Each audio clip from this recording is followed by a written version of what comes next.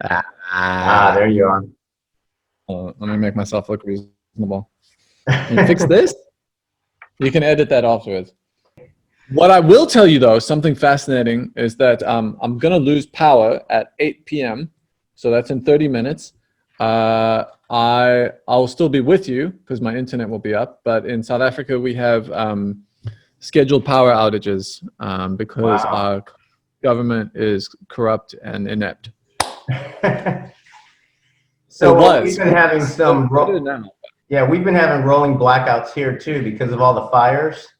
Oh, so you're in California, okay. Yeah, California is ablaze. It's not that bad right now. They have a lot of them under control, but also because of that and just the hot temperatures, we've been hitting, where I'm living right now, we hit 106 the other day. Where are you? In about 17 miles south of LA. So you're in Orange County somewhere? Yeah, in a town called Brea. Oh, Brea. Okay. Kind of nestled. Too familiar with. My parents are in Lake Forest. Okay. Yeah, we lived in Laguna Niguel for 14 years, which is right over there. Right next door, yeah. And I actually went to high school in Irvine. No, there you go. Yeah, Irvine, the city of the planned community city. The land of beige. Yes. Oh, that's kind of most of California right now, but hey, it's nice to meet you finally. You too? And, yeah. You know, your reputation precedes you, you know, as an entrepreneur, as founder of Indie Shuffle, as founder of Submithub, of course. And before I get you to kind of explain Submithub more, and when people ask me what it is, I always say it's just a place where musical artists of all shapes and sizes hook up with blogs and labels of all shapes and sizes. I keep it simple like that. But yeah. I wanted to know, like, I know you kind of conceived it in 2015, but do you recall like where you were when the idea popped into your head? Was it a moment of writing it on a napkin at a restaurant because you thought of it, or how did it even pop in your mind to do this? It was slow brewing because there was the constant onslaught of artists and publicists trying to contact me on a daily basis. And I remember being in London at some point, and I decided to go visit a few publicists who I had connections with. And I actually did that quite a bit in London because I didn't know that many people. And so it was a way to hang out with individuals where there was some common connection. And I tended to actually have a lot of fun. We'd go out and get super wasted. And, you know, it's the first time I'm meeting that person. And they would then sort of feel like we were friends and I was obligated. And from that point on, the coverage whole thing became kind of weird. Like, what was I going to publish on Indie Shuffle? Was I indebted to them because they bought me a few pints? I don't know. Right. And so I remember this slow brew going on, and I have this flashback of sitting in an office. I do remember I was visiting Lorraine Long with, I think she's got Lorraine Longevity PR, something like that now. But anyway, I remember sitting in this office, not with her, but with someone else. And I just made a comment about how publicists were just driving me nuts, the constant onslaught of people trying to contact me and get my time. And they were very taken aback by that. And I think that, to me, started the sort of train going in my head of, I got to get this out of my life. I can't, this is a part of my life I don't enjoy. So why should I have to subject myself to it? Right. And I think that's sort of started the fanning of the flames that created Submithub. I do have a notebook, actually, it's in the kitchen over there, which does have my original notes on what Submithub would look like. I was probably quite stoned. Just like this, you know, epiphany moment where you're brewing on something, and then I do this occasionally, you know, get stuck on an idea, and then I just get really stoned out of my mind, and it all just clicks into place because I get a slightly different perspective on it. And so, yeah, I've got all these scribbled down notes of like Submithub, you know, and the early vision I had was actually that it would be sort of a substitute ad model as well, so that musicians would be able to run ads on each website's pages. Right. And that in some way I think was influenced by the fact that Indie Shuffle's ad revenue was dropping off a cliff. And so I was going to try to couple the two together. And yeah, in well, September of 2015, I started coding it. So that's 5 years ago. And Yeah. I spent 3 months furiously holed up just coding it myself. That's actually when I did meet my now wife. So she's known me as long as SubmitHub has existed. Yeah. Well, I Yeah. mean, And so I had 3 months to do it. That was obviously before I had kids. I don't think I'd be able to do something like that now. right. Well, I don't that know if you've had kids, but I Jesus, do. they I do are. have kids. And you know, when you contacted me about it, with all transparency, most people know watching this that I'm one of the curators, one of the bloggers on SubmitHub. Have been for a couple of years, I think. Um, I thought it was quite a brilliant platform, and for me, it acts kind of like a secretary, because like you said, you don't want to go into right now in my email box. It's overflowing with people I do not get back to. And Submit Hub forces you to get back to people in a timely fashion. Mm-hmm. And so I appreciate it. I think that my email box now is full of mostly publicists, but you will get the odd, just the artist that is kind of beginning, and I'll find them in my email box. And you find that on Submit Hub too. But I think Submit Hub, you at least get a certain level of, I don't want to say quality, but because they're spending a little bit of coin, you know, Yeah. and they're Genre targeting is better too, right? right. The email pitches tend to be all over the place. People not even paying attention to who you are or what you write, and so they're going to send you a song that is completely not up your alley just because they bought a spreadsheet with your email in it, and that was it. Well, that's true, but I get a lot of submissions that are not up my alley, even though I think my alley's known through the filtering system. But I think that's just a function of people are using SubmitHub now. A lot of people, a lot of publicists, almost in the same way that they're just sending it, like you said, going out of Indie Bible or whatever. Just because Mm. I get artists that I probably wouldn't. That's not my forte. But on the other hand, I have to tell you, Jason, that I found an amazing level of quality, which is difficult with my taste because I have real odd tastes. Mm-hmm. So I don't go for commercial things. I've always been kind of an odd bird that way. So I really appreciate SubmitHub. Have you noticed during these times, the pandemic, COVID, has there been a shift? Have you been getting more submissions, less? What have you noticed throughout this whole thing? Since April, I think we've probably doubled in submission volume, and also seen a huge spike in the number of curators on the platform. So we now have close to 1,500 curators, and lots of music going through daily.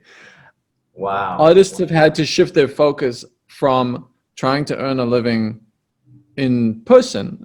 Shows pay quite well historically, and if you're an artist who's lucky enough to get booked for shows, that's going to bring substantively more money than you could possibly earn on Spotify. And so you've seen this big shift in the way that people are trying to market themselves and get their name out there. And so platforms like SubmitHub have seen a huge spike. I know some of our competitors have as well. And another interesting anecdote you can observe is that there's tons of these YouTube tutorial channels where people are pulling together really well produced videos about how to promote yourself as an artist from step 1 to step 100. Sure. And if you actually look at these guys, they're all seeing huge spikes in the number of people who are seeking out their content and implementing some of their ideas. So in general, there has been it's not a big shift, right? It's almost an acceleration of the shift that was already happening in the Right. move towards digital. As a blogger, you've seen that over the years. How long ago did you start your blog? Well, my blog started in 2009, but it Ditto. started off very, like you've expressed already numerous times in different platforms, that how a lot of bloggers are just doing it as a hobby. It's just a passion. And I'm a musician as well, and so I was just doing it kind of on the periphery a little bit. Since I've started with Submithub and trying to do more things, getting involved with podcasting and things like that, I've taken it more seriously. And so I've seen an uptick, but I'm a one man operation right now. I used to have about 3 people working on the blog. Now it's just me, so I cannot get to everything. You know, as you probably, you know, you've scolded me a couple times. You know, get to your stuff. But Oops. no, that's cool. That's cool. I appreciate that about Submithub too, because people like me who have a lot of pans and a lot of fires, you know, it kind of narrow focused me. I always think that being a musician and I know a lot about songwriting, a lot about musicians. I hang with a lot of them, and invariably, a lot of them are kind of scatterbrained. You know, some are not. Some are very focused, but They're using other parts of the brain. Yeah. yeah, exactly. And so I appreciate getting a little bit focused, and I think your platform's really good for that. One thing I wanted to ask you about, besides if you're going to be implementing other changes with Submithub, is one thing that I think Submithub maybe can do, although, like you said, a lot of people on YouTube are doing it already, instructing people how to not only use Submithub and other platforms, kind of how to focus on things. Jason, I get so many submissions that invariably have no information. They have no bio. They have no links. And so what the curator has to do then, if you're a conscientious curator like myself who really likes to write, you spend a lot of time finding that out, going on Google, finding out information that they should just offer. And I wonder if there's a way in the signing up process for Submithub, if there's a way to reinforce that to those artists a little bit better. I don't know if it's possible, but I've taken quite a few steps to address that, but it is a bit of a difficult decision to make, I suppose, from a business standpoint. right. So from my perspective, the objective is to get them submitting as quickly as possible. And the more roadblocks that you have in the way, the less they're going to submit. So I've done a fair number of walkthroughs with artists. And there are 2 questions we ask up front, which is name some similar artists. And then also, can you tell us about the song?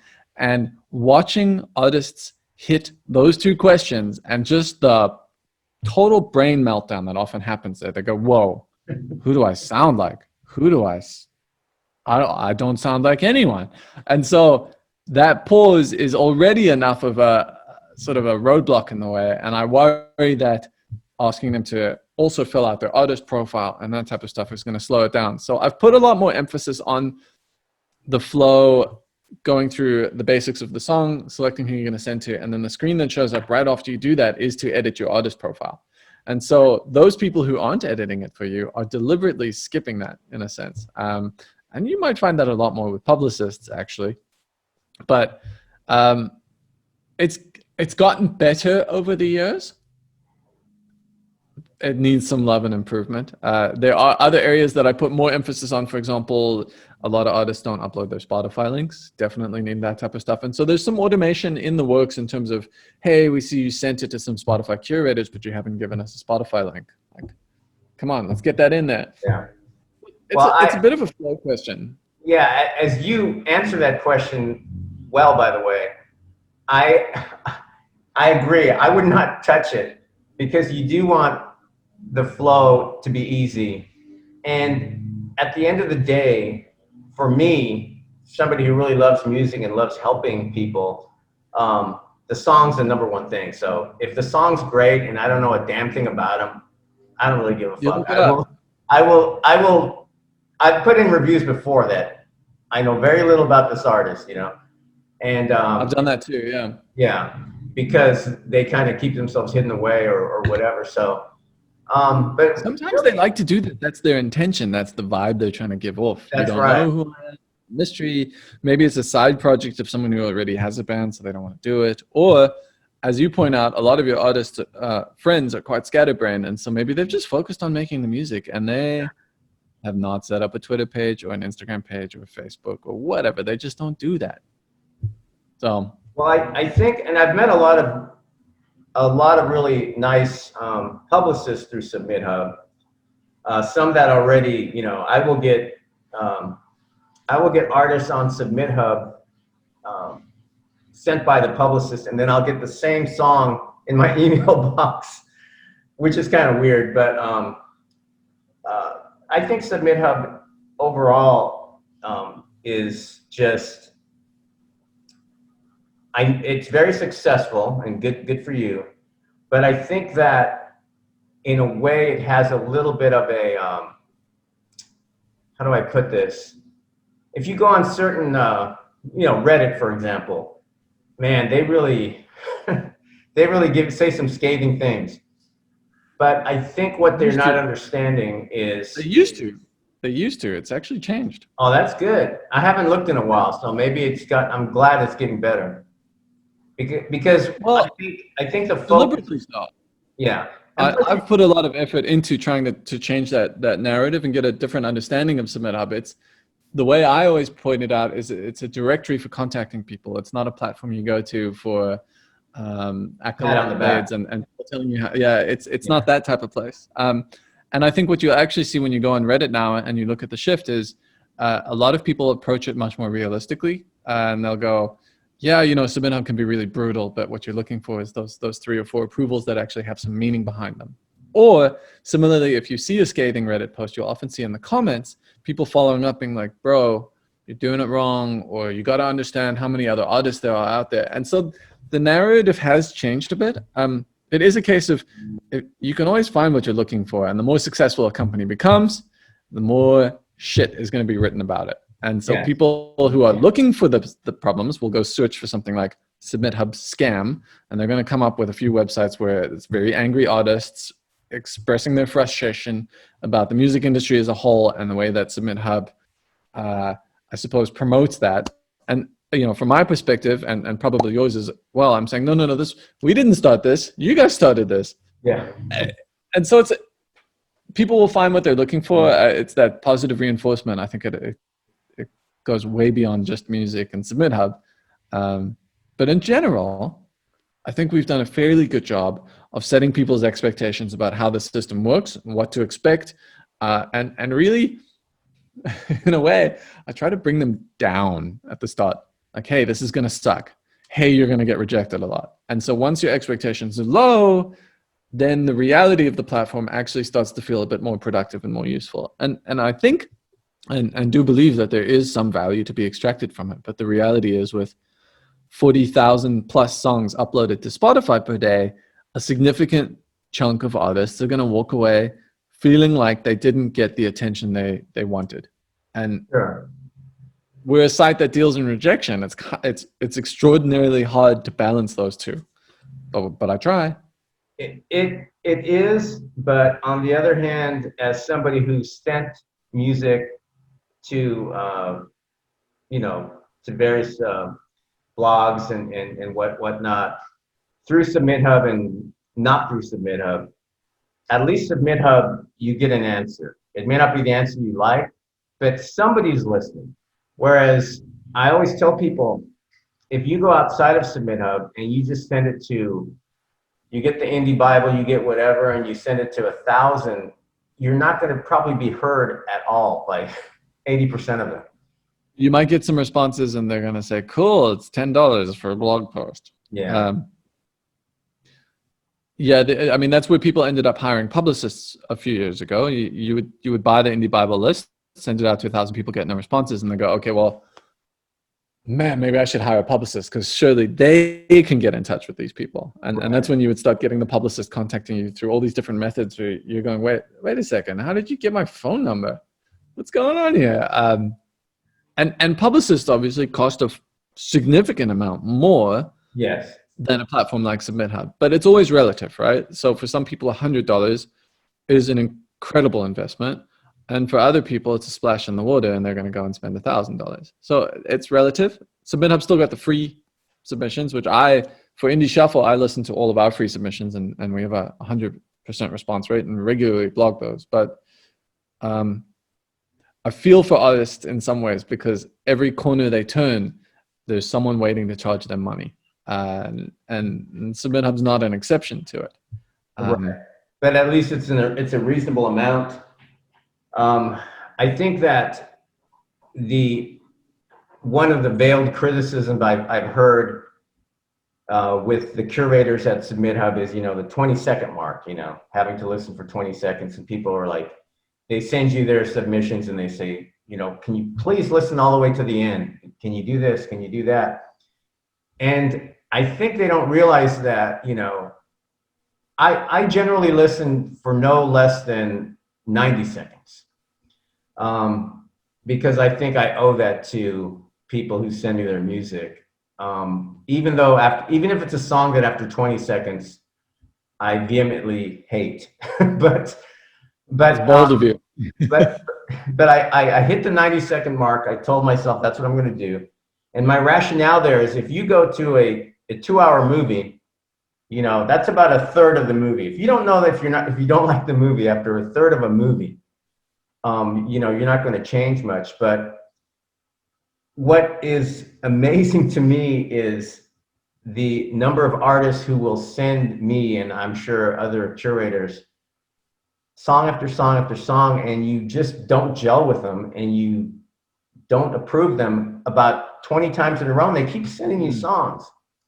That's a fascinating psyche, into it. So we listen to a lot of music, far more than the average consumer and far more than the average artist. And for them, they probably look at their songs and go, well, this one's completely different. And if you didn't like the last one, this is on the total opposite spectrum. And then, of course, when we get it, we go, no, this is the same. It's still the same. Or you might say, look, honestly, the vocalist I didn't like. It could be a hip hop track or a rock track, but your voice is just not good. So from their perspective, perhaps it actually seems like they are trying with a totally different song on you. And I too find that I often receive 10 or 20 submissions over the course of a year or 2 years from the same artist, and to the point where you start to recognize them, and your feedback adjusts a little bit because you start to address them a bit more personally, and there's sort of a running dialogue that you have in your head going, hey, I really like the last one, that's why I blogged it, but this one's just not there. And then 7 songs later, you're like, finally, you got me again. That does happen too. I just on Saturday, I got the 5th submission from an artist on there who calls himself Chazzy Lake from Burlington, Vermont, I believe. And all of a sudden the song clicked, and I saw his name and I expected to hate it. And the curious thing that happened was I listened to it. I really appreciated a lot of things in it.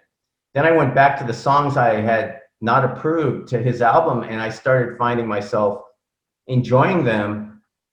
And so sometimes it's just you not being receptive for whatever reason. Could be you weren't in the right space to hear it. And so I think that there is some value at an artist having a certain amount of persistence, and stick-to-itiveness. It can work. Coming back to your earlier point about listen time, there's a publicly available page that's not readily linked to on Submithub, which is submithub.com/listens. And it shows the average listen time of every single curator on the platform. The average listen time for songs that require feedback and the 20-second minimum is actually around 2 minutes. Oh, nice.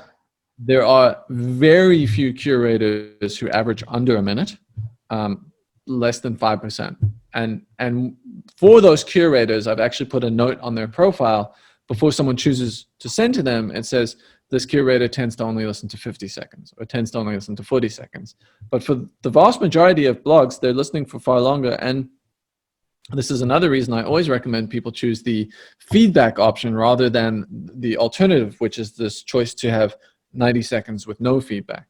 Right. And the reason is that, as you have probably experienced, when you're writing feedback, you actually have to think about the song you're listening to and engage with it. And often people change their mind while they're doing it. But regardless of that, the very act of having to write your feedback extends that listen. And I think that's why, when I sit down, listen to a song and write feedback, I'm often pushing that 2-minute mark as I'm doing it. And I started writing my feedback 20 seconds in, but it takes time to formulate your thoughts, think through the song, figure out what you don't like, and then drive a dagger into their heart. No, but I mean that's cool, sort of the process. And so that 90 seconds is, it's great to hear that. I myself, if I hate a song after 20 seconds, heck, if I hate it after 10 seconds, I'm probably just going to refund them. I'm just going to decline it and be like, I couldn't even make it to the 20-second mark. So, Well, I mean, as you say that, I do the same thing. I'll start typing as I'm listening, and sometimes you'll hear a guitar line or something come in that you do like. So I will tell them that, I'm liking this, I'm liking that. I always try to give a lot of positives, as well as just clearly saying that that it's just not clicking with me, and it could very well. And I also mention a lot of times that I think you'll gain a lot of traction with other blogs, trying to tell them it is a good song, because there's plenty of songs that are really good, but they're just not my cup of tea. So that's finding your niche as an artist. It's exactly. the guy Kevin Kelly who talks about 1,000 true fans, and that anyone in any industry, regardless if it's music or knitting or comic books or whatever, once you've got 1,000 true fans, you can actually make a living off of it. Yeah. And so one way to look at Submithub is that you're going to face rejection, probably 85% rejection, unless you're one of the super successful artists, in which case it's a 70% rejection. Your goal is to try and make those connections and chip away at your 1,000 true fans, and think of the curators themselves as one of those potential fans, and then also maybe one or two of their audience will also latch on to it. But I think that's a healthier way to think about Submithub, rather than approaching it and saying, cool, my hope is that I'll get picked up by Indie Shuffle and then I will blow up and get booked for Coachella. Because the reality is that's not what's going to happen. Exactly. More realistically, you're just going to chip away at that 1,000 fans mark. So, well, I think a lot of people who are using Submithub too are bedroom pop artists. They're people who really aren't gigging. They're especially in these times. Yeah, and they're making songs that they're hoping like David Dean Burkhart will put on his YouTube channel or whatever, and they don't realize that the people who seem to blow up have been at it for 10, 12 years, and they got lucky. I mean, in some ways, that's how it worked for me with Submithub too. It was the right place, the right time, with the right thing, and it's very difficult to repeat that or to create a formula behind it. And there's millions of books out there about how you can become a successful entrepreneur or a successful artist and all of that. And if you follow those to a T, you're probably going to fail, because there's luck involved in all of these things. The craziest thing to me, one of my favorite bands is going to be Arcade Fire. And it's crazy to me that when I go to Spotify and I look at their monthly listeners, it's somewhere around 3 or 4 million, which seems really low to me. And then you go look at some of these, chill lo-fi rock beats type of artists, and they're pulling in just as many listeners. It's all over the place, and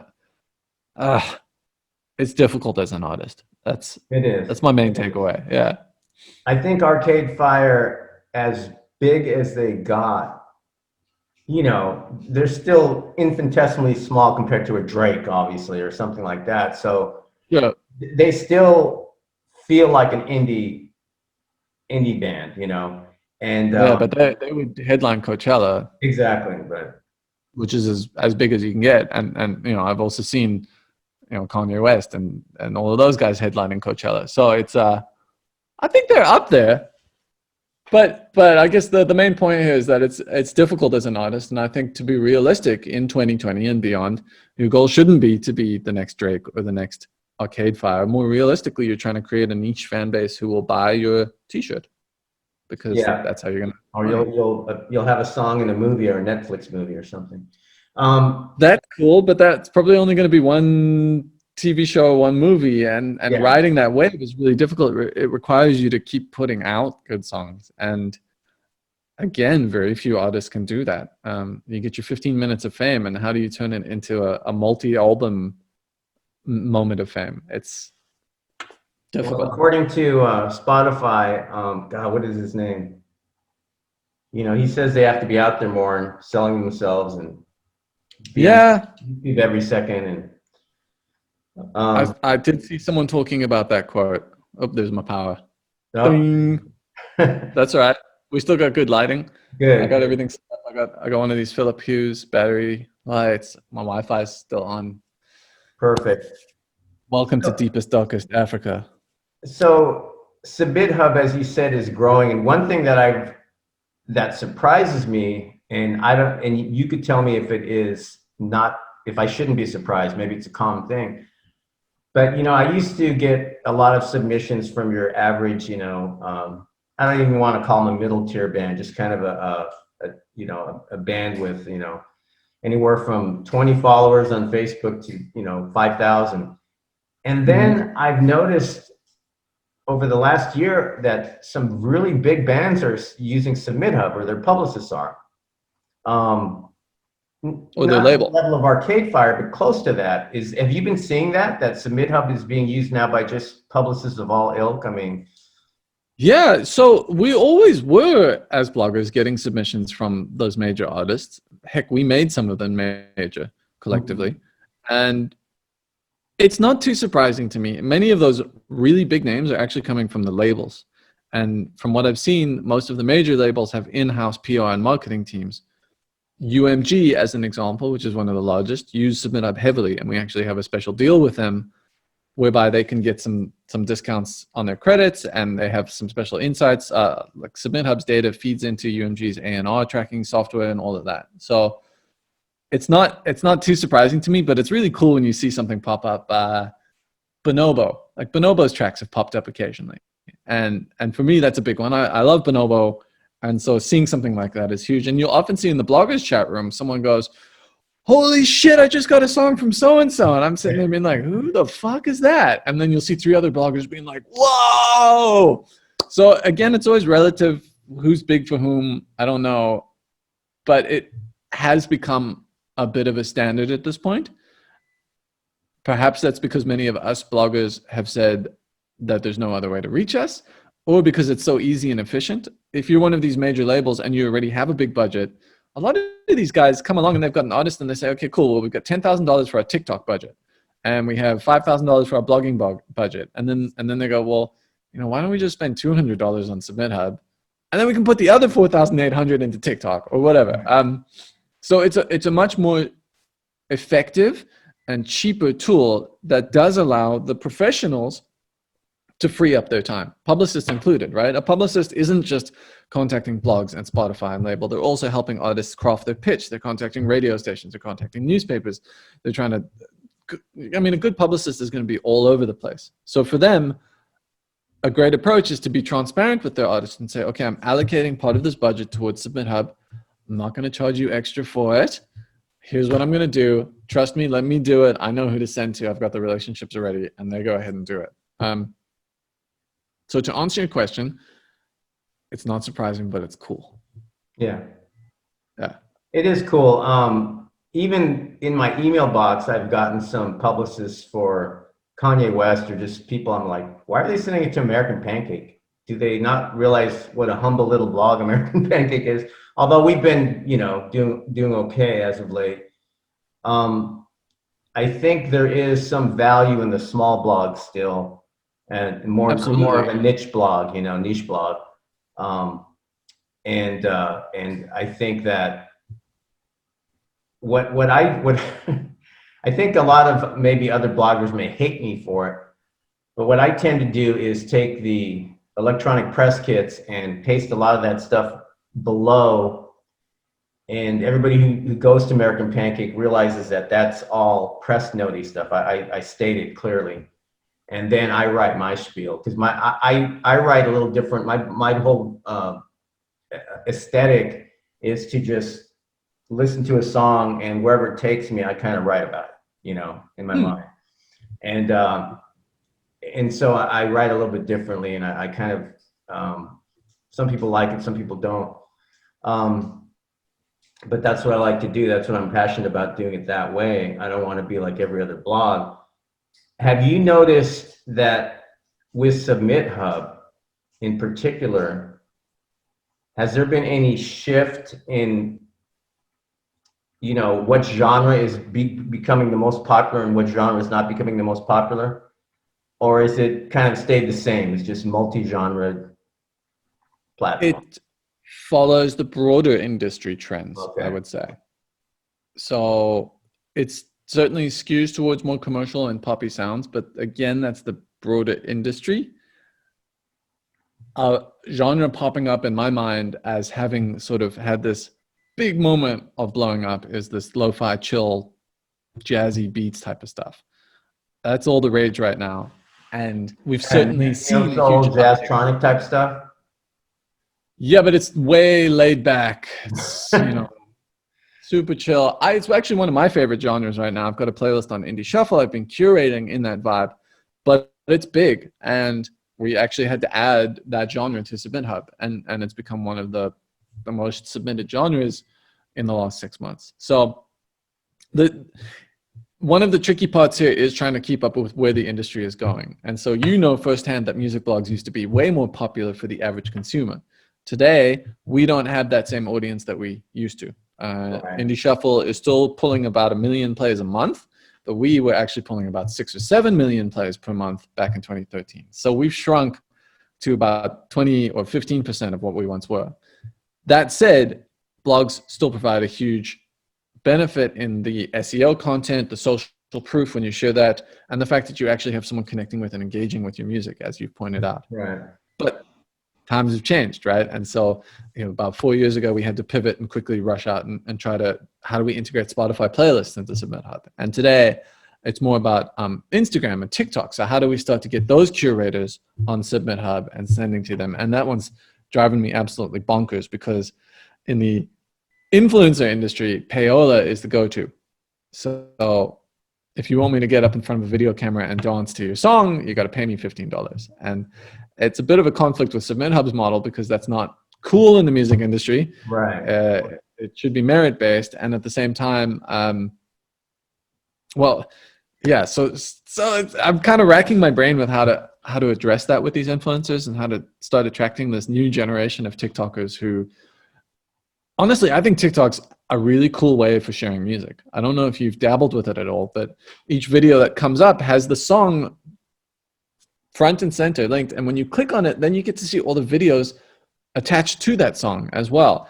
And regardless of whether they're getting 5 views or 10,000 views on their video, I think it's really cool as an artist to start building up this feed, so that when someone does encounter your song on TikTok, or they look you up on TikTok or whatever, they can go and see all the songs coming from your thing. So it's I think all those platforms, TikTok and Instagram and whatever, just like Little Nas, like you build up your audience on there, you can create a kind of a small musical dynasty. It may not last long, but yeah. I think that's super important. The thing that I realize that a lot of, I don't want to say serious musicians, but a lot of indie bands, and they're just not into that. They want to just make their music, gig a lot, and they don't realize the value of those kind of platforms, because that seems stupid to them. But yeah, it's definitely very valuable as far as marketing. But a lot of musicians aren't marketers. They don't feel comfortable in the marketing realm. It's that younger generation, and at some point we have to realize that that's actually a really significant population size of consumers out there. Sure. And certain genres are just never going to fit for that. I feel bad for some people who there's the playlist push is pushing TikTok really hard right now, and I do worry that some of those campaigns right there are going to be taking advantage of artists who don't fully understand how TikTok works and might think that they stand a chance. It hinges a lot more on virality and songs that have some catchiness to it. But I'm learning as I go. So I guess this is a roundabout way of answering your question about how the genres have shifted. They have shifted over time. They're reflecting the market. And I'm also trying to make sure that the curators on Submithub are shifting to reflect that as well. And blogs are still cool and relevant, but not in the same way we were back in the day. So the mix of where people are submitting is changing as well. Well, I think people have less time now, even during the pandemic, and they're not. Some people, put it this way, people who are like vinyl heads, who are into vinyl, yeah, they're more thoughtful. You have to be, to be into vinyl. You have to go to record stores, or talk to people. It's kind of a step back in time, which I think is nice. But those kind of people, I think I could see reading blogs and reading, I'm always like, I'm not really concerned how many people read my my articles, but sometimes I do think like, man, I'm spending all this time and only this small amount of people are reading them. But I think that people right now want to be talked to more than read. So like, you know, the Joe Rogan, the podcast, you know, podcasting. Passive consumption. You are a very good speaker. You're very charismatic. I think you'd be well to do you'd be well to do a podcast, you know, that would kind of, you know, broaden Submithub and whatnot, or maybe do a monthly podcast or something. I don't know if you do one on or you're planning on doing that on YouTube. I enjoy featuring in podcasts like this one. Yeah. And I have been doing 1 to 2 per week since the lockdown started. So that's kind of fun. Launching one myself would be great, but I got a code too. Yeah. I'm still the only developer on Submithub. And so when I get too distracted with stuff like this, the website itself stalls from a product standpoint. So I got to balance. It's been pretty glitch free. It's been pretty glitch free for me. A couple times, you know, the songs will, you get the little exclamation point in there and it says broken song. That's not on me. Recently. That's not on you. No, so that's just me trying to handle the issue of perhaps. So sometimes that happens if they use SoundCloud as their source and then they go and they upload a new MP3 in the back end of SoundCloud. It keeps the same URL, but actually SoundCloud changes all of the API stuff. And so it actually, anyway, that stuff like that happens. One thing you probably don't experience as much being in the States is that many songs are geo-blocked as well. So in South Africa, we'll often encounter songs that are 29-second samples. And that's because SoundCloud hasn't expanded their monetization program to developing nations, so to speak. Right. Because it's not worth their time and money at this point. They don't get the bang for the buck. So generally speaking, it's glitch-free. I think the YouTube surprised myself with having built it. You know, the YouTube links work beautifully because when you upload to Spotify, you get an instant YouTube, you know, through whatever, TuneCore or whatever. So that always works well. I recommend people use SoundCloud and YouTube as their primary source, and then Spotify, Bandcamp, all of those don't have an open API. And so if they want to use those as their source, they actually have to end up uploading an MP3. So if you ever encounter a song on Submithub that looks like it's playing from Spotify, it's not. It's playing an MP3 that they uploaded. And that's because Spotify's system is very closed. I mean, that's part of Spotify's success. And why SoundCloud had so much trouble with the majors was that SoundCloud was really easy to steal MP3s from. Spotify is next to impossible. People can't access those MP3s. You must have a huge cloud-based amount of data if people are uploading MP3s to you. I haven't looked at how big the folder is. That's crazy. But it's all hosted by Amazon. So Amazon provides the infrastructure for almost a third of the internet in the world. So we use something called an S3 bucket to upload all of these files. So whether it's the images that are attached to songs or the MP3s, it's all in there. But that's one of the reasons why I encourage people to use SoundCloud or YouTube as their primary source, because then it limits our bandwidth costs. Exactly. But yeah, the bill we pay for bandwidth on a monthly basis is growing and growing and growing. Well, they're the people who are making all the money, storage, you know. I always tell my wife when we drive by, you know, in California, there's huge storage places where people, you know, they can't fit everything in their garage, so they have those storage places. Yep. So whether it's storage like that, you know, brick and mortar storage or storage in the cloud, I go, those are the people that are making all the money. Yeah.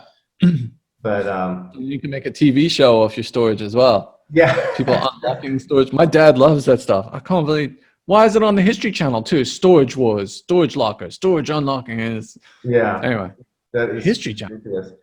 I thought, you know, there was a statistic about, I think it was something like there's been 4 million or 40 million, I don't know what it was, songs on Spotify that have never been played. There was some statistic. It was a huge amount. And I thought it would be interesting, and I've tried to talk to some people about working this out so I could work on it with them, but I thought it would be interesting to have a cable show where you visit all these people that are making music that go to Submithub. And of course, it would be fun to visit the quirky people, the people who are making songs that may not be that good, but they really believe in their music. And you go visit them and film them and talk to them, kind of like an Anthony Bourdain of, music, indie artists, dreamers, bedroom pop people and whatever, and just see what they're like. Invariably you'd find people living in their basement or at their mom's house making songs, or because I think there's a really interesting, the people that you meet through Submithub, there's some pretty interesting folk. Well, musicians by nature are often quite interesting. Yeah. They're wired differently to be able to creatively think that way and make music. From a customer support standpoint, that often creates some interesting scenarios. Yeah. But yeah, that's an interesting idea. So I think that Submithub overall, I love it. I think that it's made my life easier as a curator. I know for a fact, because I've asked them, whether it's on a live IG chat or whatever, I'm reaching out to more artists. And reason I am is just because of the pandemic. It's made me more insular and wanting to talk to people. Yeah. And a lot of them really appreciate your platform. I mean, they tell me that they've got so much good press out of songs they put up on Submithub in comparison to what they were doing before. There's a band, TV Face, out of the UK I think they're starting to blow up a little bit, but I mean, a lot of people love your platform. Cool. As you said, there's haters, but generally speaking, the fact that it's still growing after 5 years is testament to the fact that it does work. Well, and I think you should feel really, really good that you're helping a lot of artists. A lot of musicians, a lot of artists. What they need more than anything, they do need that pat on their back. They do need. A lot of artists are kind of putting their soul out there because there's a little bit of emptiness inside. They need a hug. And I think your platform is providing that by getting people who want to share their stuff and write about them. And are you seeing a shift in playlisters being more popular than writers like myself? I hope you're going to say no, but I think the answer is probably yes.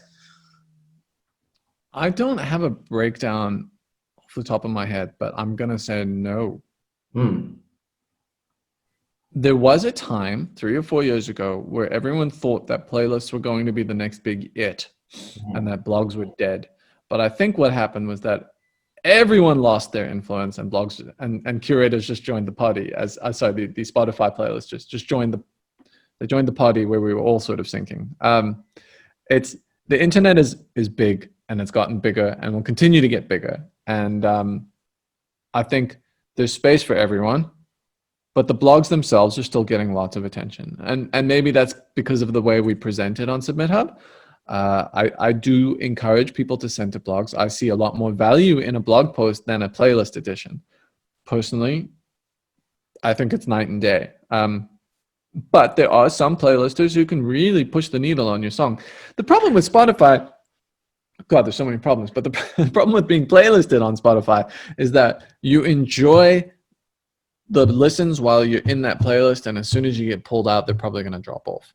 Because Spotify is, again, more in line with this passive consumption, which many of us bloggers, we don't enjoy that, right? We're more active listeners. We seek out music and we write about it and we participate in that process.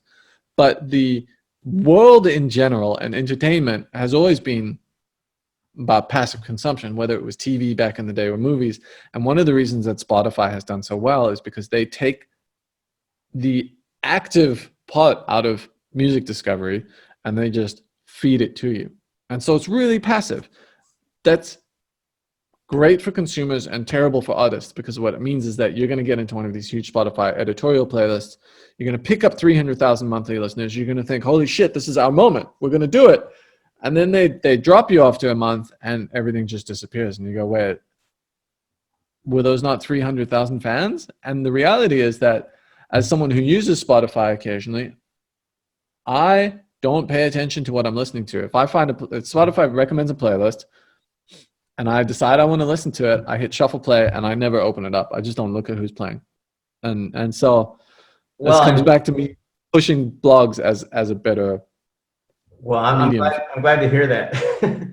But I think the inherent problem with playlists too is that even if you're, there's been a lot of anticipation with Smashing Pumpkins' new double album, and they released a couple songs last week.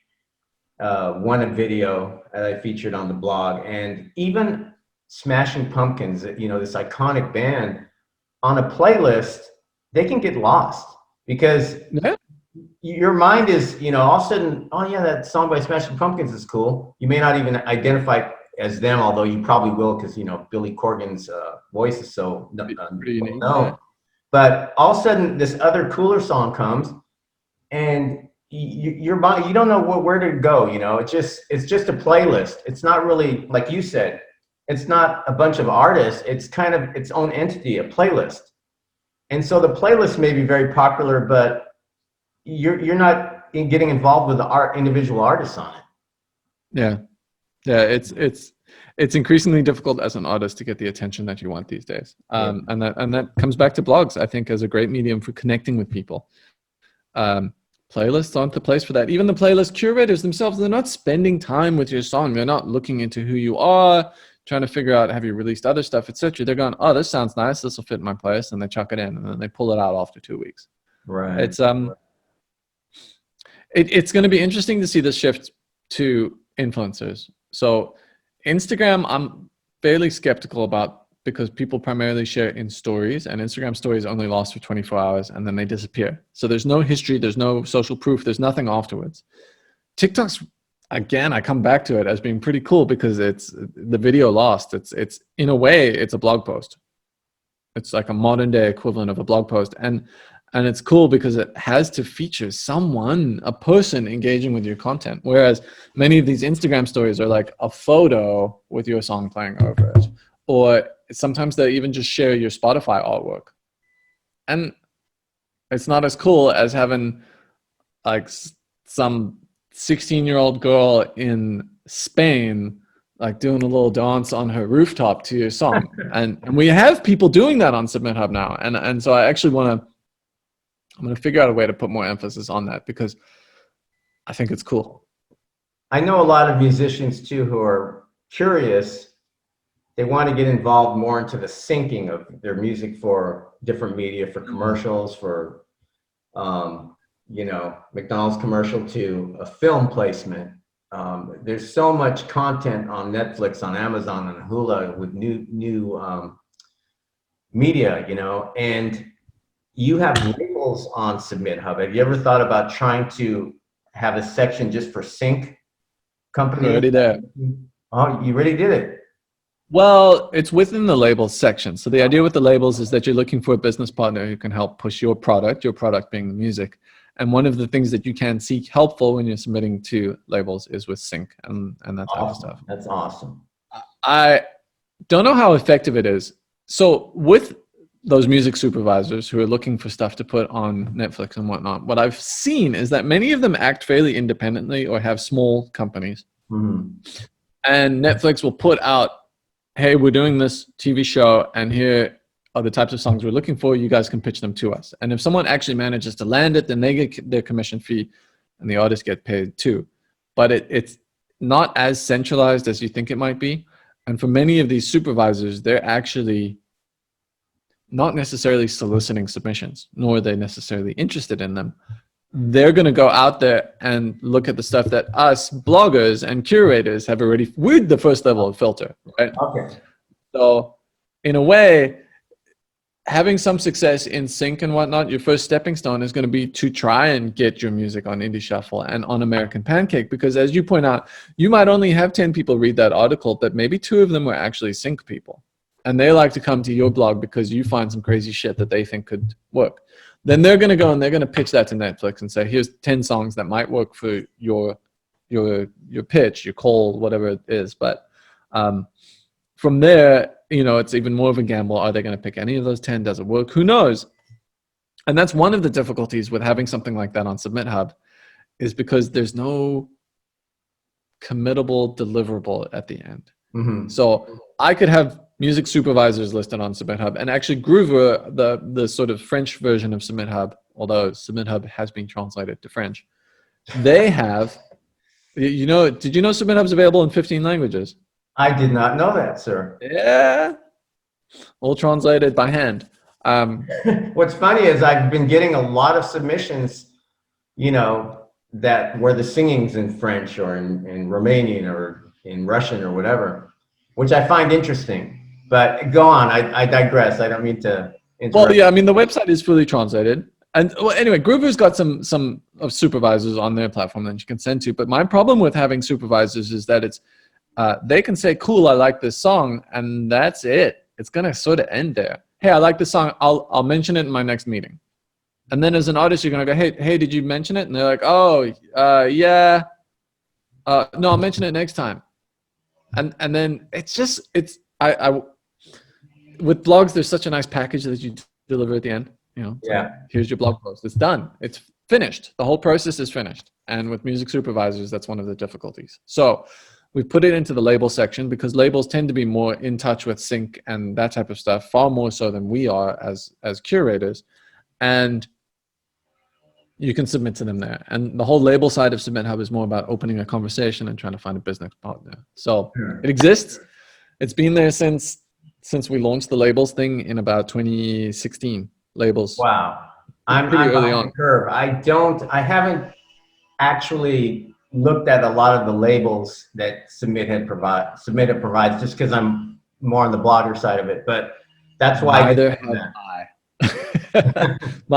My team, so Dylan on my team was the first one in charge of the labels, and he handled all of that. And now we've got Jamie, and she's also running sort of the label side and keeping them fresh and up to date. These days, I've pulled myself way more out of keeping track with who's signing up and what they're doing, and I'm focused way more on the product. And I still do a lot of the customer support because it's a great way to learn some of the pain points of the product. Right. So you're in the complaint department. There are multiple complaint departments. We've got Jamie and Carrie running they've got a few sections of the complaint department, but I tend to handle the more customer supporty type questions. Right. I've ditched most of the complaints and pushed them that way. And I handle more of the, hey, I'm stuck, or I don't know how to do this. Or so if you check the support chat room, for example, I'm always active in there. Yeah, it's a fairly efficient machine at this point. But well, I need to spend a little bit more time in the chat room with the bloggers because I really don't. And it's up to you. Yeah, it's a cool community. It's a cool growing community, and so it's kind of fun in that sense. Well, I ran into a Ear Milk post on Google where they mentioned American Pancake, and I was glad that that was nice of them. As one of the top folk, they called me one of the top folk blogs, which is interesting because I don't consider my focus folk, although I post apparently about more folk bands than I think. But so it's interesting to see that other bloggers are supporting other bloggers, so that's a cool thing. American Pancake has really been kind of a stepping stone blog. I tend to really get immersed in kind of new artists, and sometimes I lose sight of following them along their trajectory. For example, I was like the very first blog who ever wrote about Phoebe Bridgers. In 2014, in 2014, I did the very first review, and I found out about her through a mutual musician that I did an album review on. And for 4 years straight, almost 5 years, the excerpt, a good excerpt out of my review was in all her EPK stuff and all her press notes. And then all of a sudden, once she attained, she's really big now, then it disappeared. So that was kind of sad, but but that happens to me a lot. Yeah, you set the foundation though. Yeah. Yeah, so I need to find a way to kind of get a little bit further than that, but I've enjoyed that place, so that's been cool. Um, so again, I think SubmitHub has just been a very I haven't taken a step to go completely to SubmitHub, but I'm thinking about it now because like I said, my inbox is ridiculous. Number one tip, if you do make that jump, email MailChimp and SendGrid and all of those mailing platforms and tell them to blacklist your email address. Okay. Yeah, it'll night and day. Night and day. Because a lot of artists will go and they don't email you individually, they actually go set up a mailing list. And if Right. you are blacklisted, they can add you, but MailChimp actually won't deliver it. And it means that you lose the subscriptions that you've intentionally subscribed to. But for me, I actually just moved those. There were so few of them that I was able to move them over. Do you know how many Indie Shuffles emails I get a day? I can't even guess. Anywhere between 1 and 2.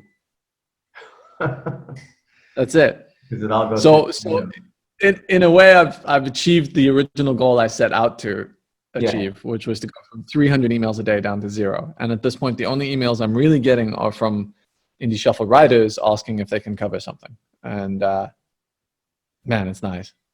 Well, one benefit, another benefit of SubmitHub is that the relationship that you start off with a publicist or an artist, but I'm just going to right now talk about publicists, seems to be a little bit better because obviously you're going to start that relationship because you approved something.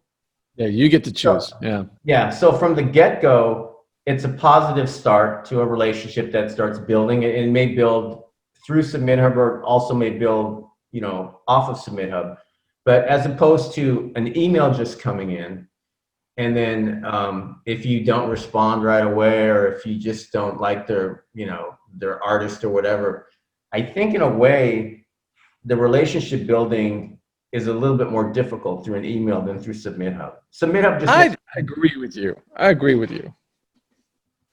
It's much stronger. That was one of the initial complaints that people had with SubmitHub, was that they were worried, particularly publicists, that it was going to take away those connections that they had so carefully crafted as part of their business.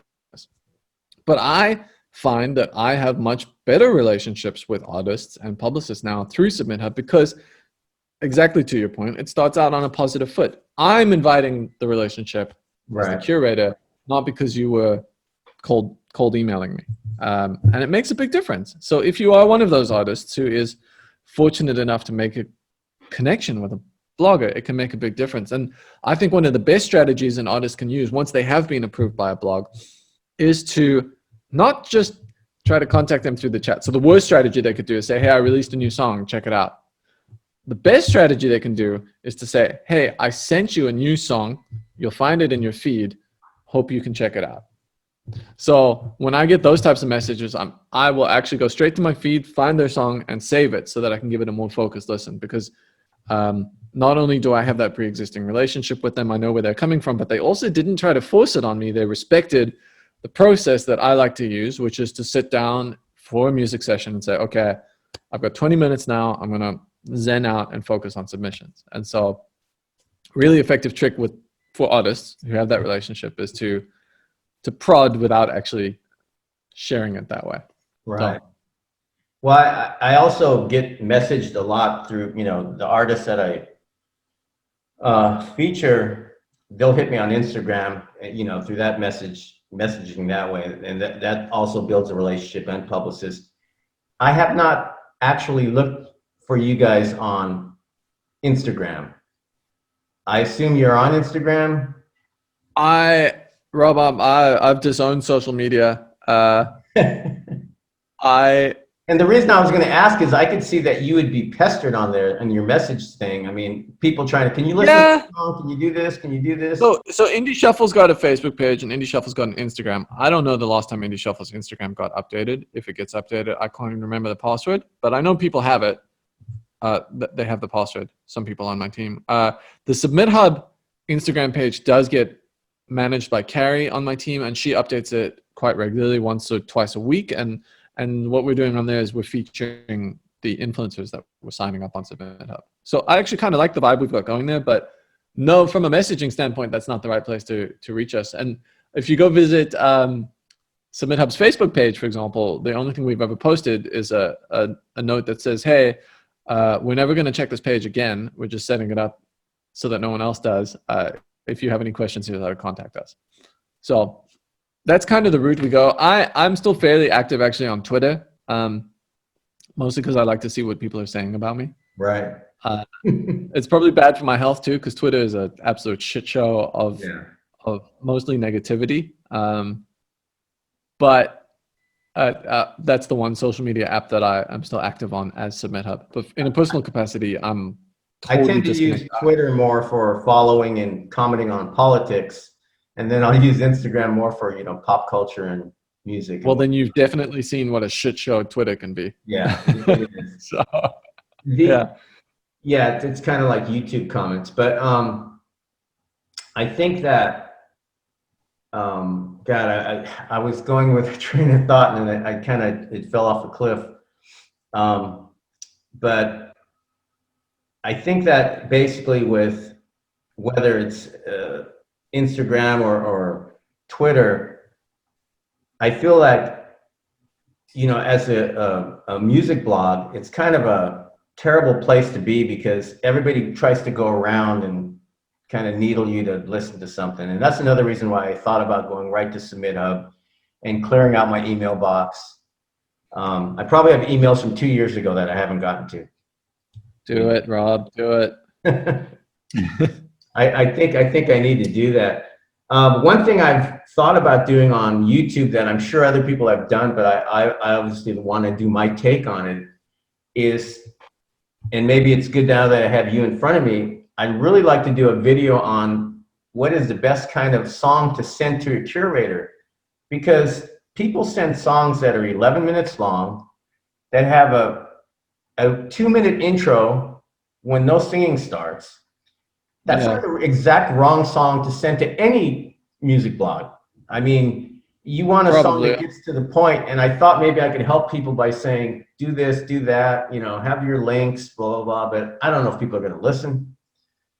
But it's definitely... it varies. It does vary.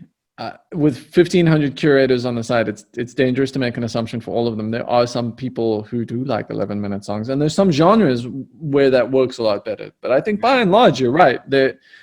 You're really setting yourself up for failure if you, I mean, it sucks to say, but if you invest time in creating a beautiful song that tells a story and goes through different movements and does all of that, sorry, it's just not going to work these days.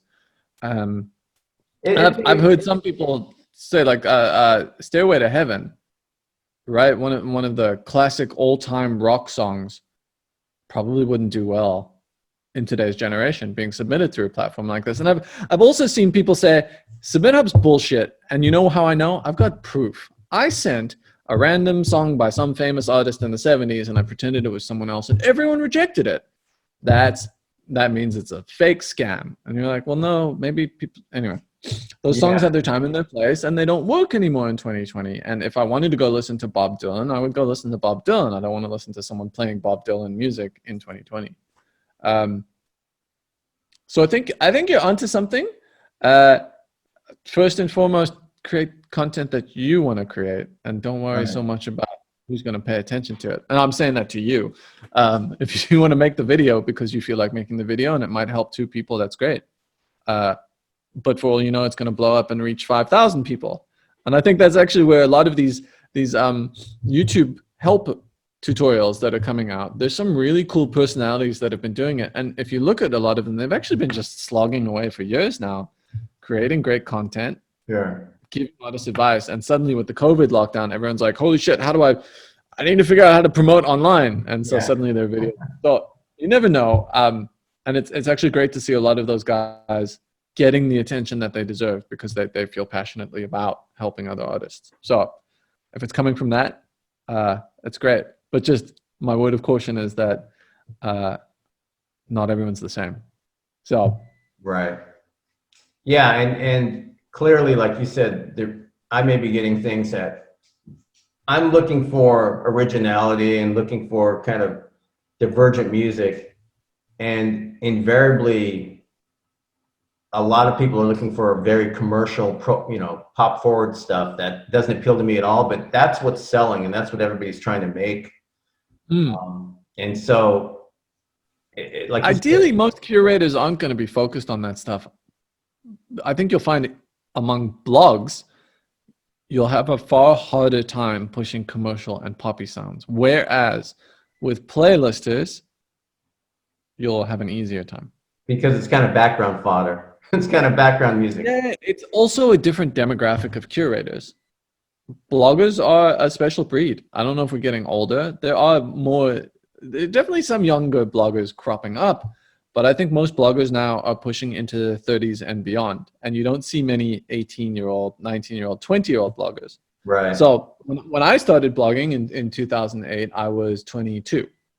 I'm 34 now. So I was, and most of the bloggers back then were still quite young. And I have a feeling there hasn't been this big influx of new bloggers because many of them are actually going to Spotify. They're going to these other fresher channels and Instagram and TikTok. And so you are going to see some fragmentation of the genres. Like someone making death metal is probably not going to have as much luck targeting Instagram influencers. It's just No. not what those kids grew up with, and many of them don't like it. But the other interesting anecdote is I think many of our metal curators are like in their 50s and 60s, Sure. and they really got into metal in the 90s, and I think that's the genre that I feel the most badly about, because heavy metal is kind of slowly been marginalized, and maybe Bandcamp is probably a bastion for it, though. Yeah. Bandcamp's great at those niche, weird genres, and maybe it's their own undoing, because from what I've seen, metal musicians are so particular about their genre and musicianship, and they're often very talented. But me as a casual listener, I couldn't tell you the difference between death metal and doom metal, a sludge, thrash metal. We have like 8 subgenres of metal on Submithub, and occasionally someone will come along and be like, I'm a metal artist and I feel like you're not representing me. You don't have this one. I'm like, really? I got 8 subgenres of death metal now, and we've just got hip hop. Like, come on, man, where are you? So maybe it's their own undoing. They're very particular. We have 8 subgenres of hip hop too. That was the wrong example, but. Well, I'm not a fan of a lot of subgenres, but I find that you have the Arctic Monkey. A lot of people tend to hop on trends. The Cure had a song, I guess in the '80s, "Jumping Somebody Else's Train" was kind of about that. And it's funny because I'll get like a bazillion artists who sound like Arctic Monkeys. I mean, they just do. And then I'll get a billion that sound like, bedroom popish Phoebe Bridgers. And then it's just amazing. It's like cookie cutter. And that's always going to happen, obviously. Yeah.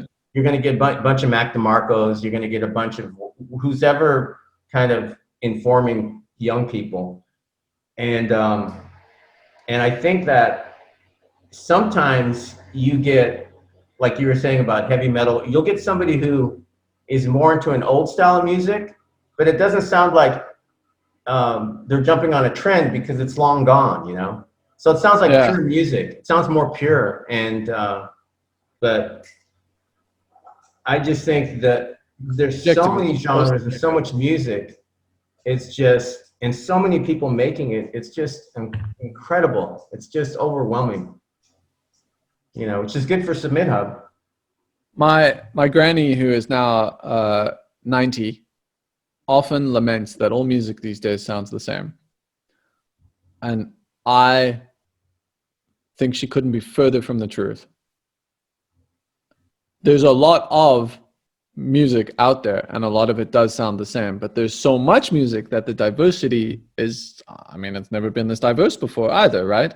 And to your point, there's a million Mac DeMarcos out there, but there's a billion songs out there. And so all music doesn't sound the same. The diversity is not. So yeah, I mean, we've got 150 subgenres on Submithub now, and apparently that's not enough. So I'm sure there'll be more coming. And it started with 4. I had rock, hip hop, electronic, and other. Those were the 4 genres that Submithub started with. So put it in that bucket, and that's it. And yeah, it's Well, different now. and now what's I think favorable is there's so many cross genre music that fall into country, fall into folk, fall into indie. It has Yeah. elements of all those kinds of genres, so, or people call them genre agnostic, and I find that fascinating because I hear a bunch of music that could easily cross over into the country realm or whatever, and I tend to not. That's my least favorable genre of music is modern country, but It's very commercial as well, right? yeah, I don't like I don't mind listening to it. I just don't find it interesting, commercially pop forward stuff. I find it like fast food. Yeah. I like it. It's just not nourishing to me. I'm very old school, influenced by, the Pixies and Sonic Youth and all those kinds of older bands. I'm a hell of a lot older than you, obviously, and so my, oh God, I listen to so much music, it's ridiculous.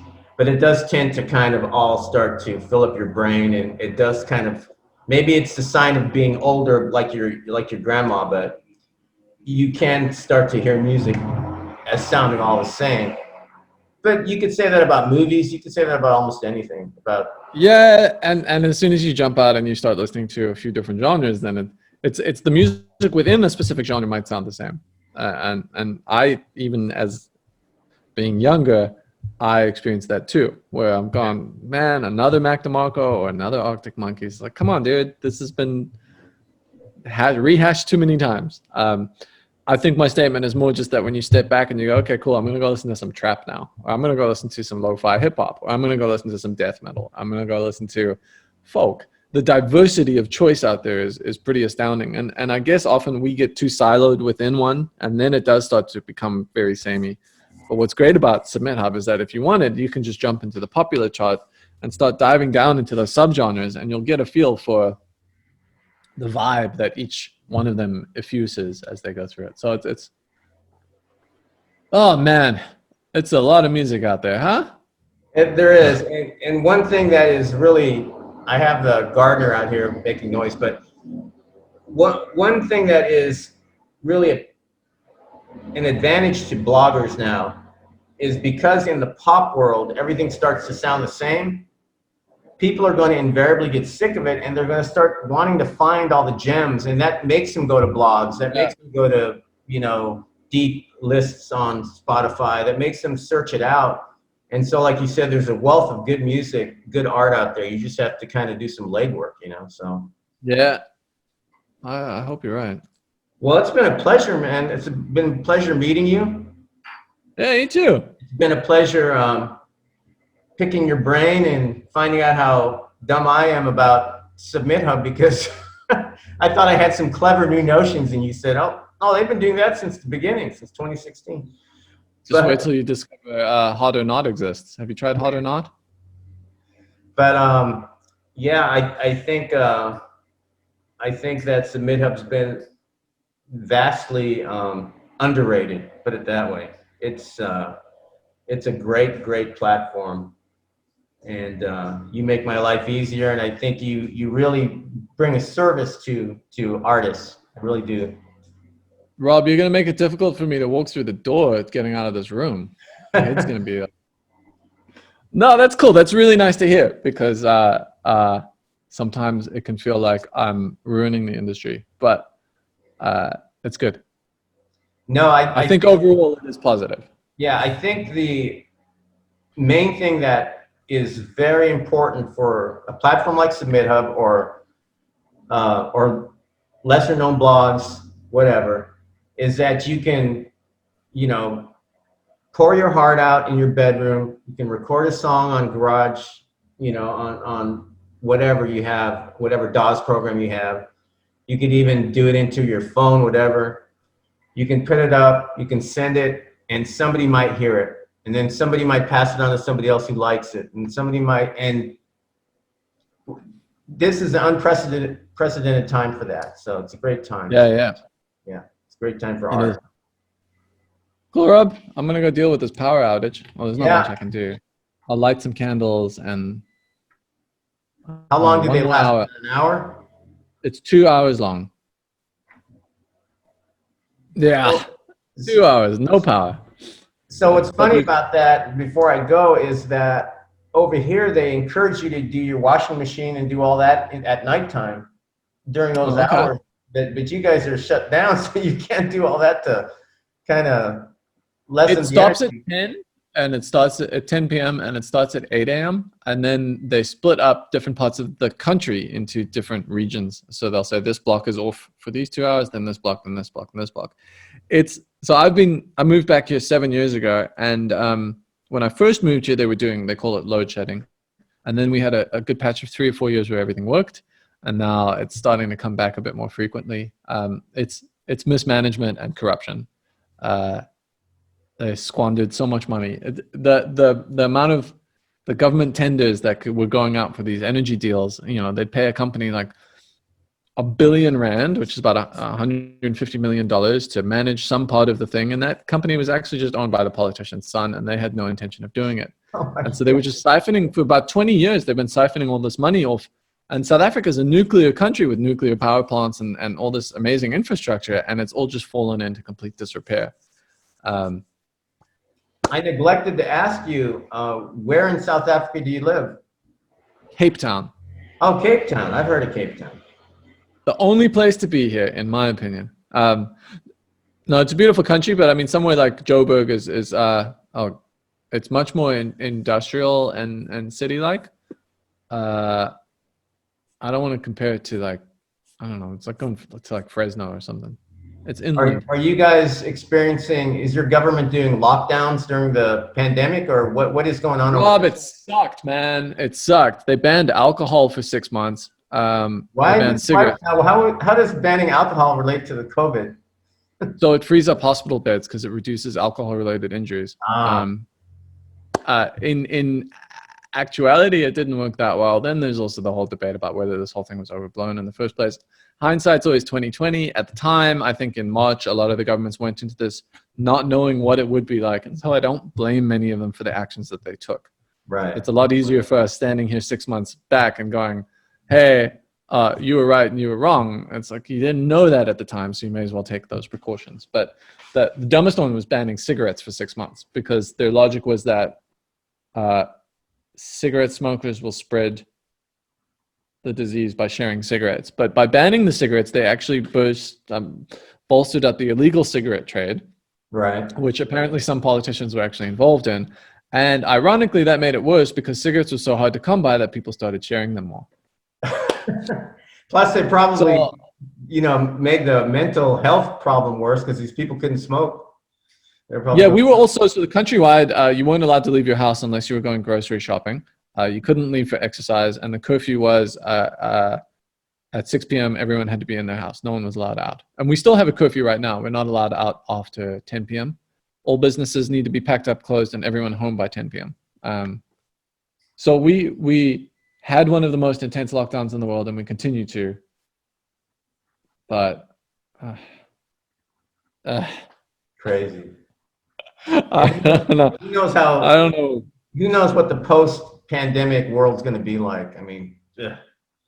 Well, there'll be a lot more people working from home and a lot more people trying to release music digitally. So yeah, that's good for you. It's good for me. It's good for you. But there's opportunity. I think there's positive changes that can be brought from it, right? I mean, it definitely destroyed a lot of people's lives and economies, and the restaurant industry got absolutely hammered worldwide. Devastated. Any service industry, and but there's some benefits. The concept of working from home is now, jobs that were previously impossible to work from home, turns out they were fine. And people are going, oh, I'm so much more efficient. I don't have to travel to meetings or from meetings or all this. Right. So there's some positives, and time marches on, and we'll be out of it eventually. I'm just waiting for Bill Gates to release the vaccine for the disease that he created, so that put chips in our brains and track us all. That's great. Oh my God. Okay, buddy, man. It's been a pleasure chatting with you. Yeah. Cool. And we'll talk again some other time, okay?